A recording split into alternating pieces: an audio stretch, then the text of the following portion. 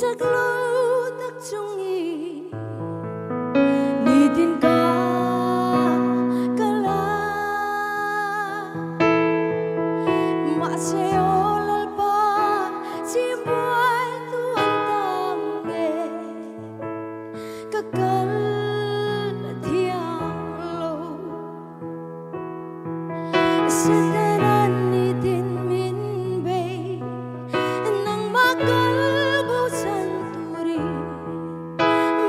Saglo berlay pun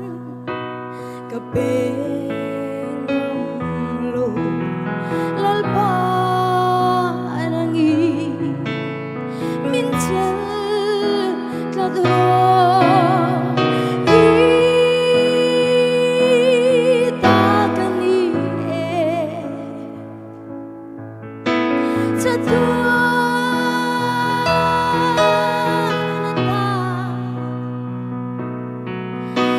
Thiam nga vin na zong te lalpai tani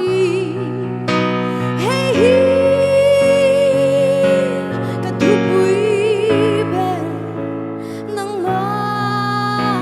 fakhi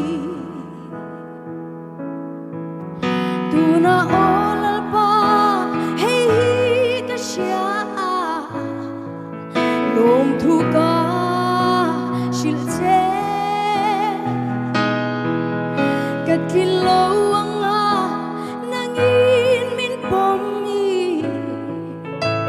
min laudu si Kaswana zong zong tehi Liten sharing chimase Lalpanang ero tuani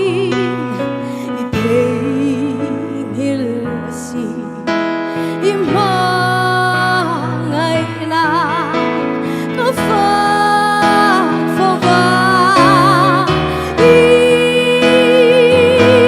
itakani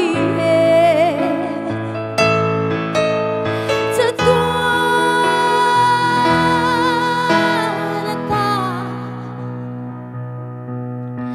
kathiam na finasong te lalpa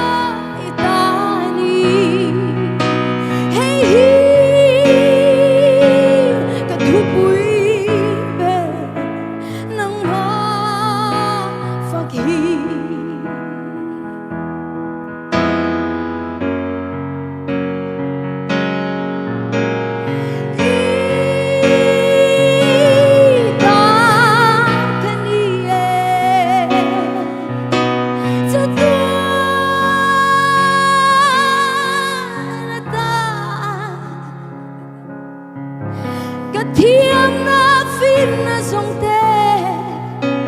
lalpai tani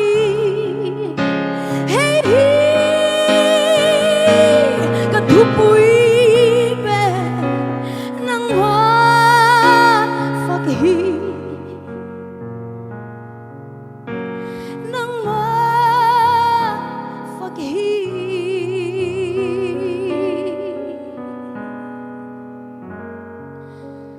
Faklalal pan malsom rose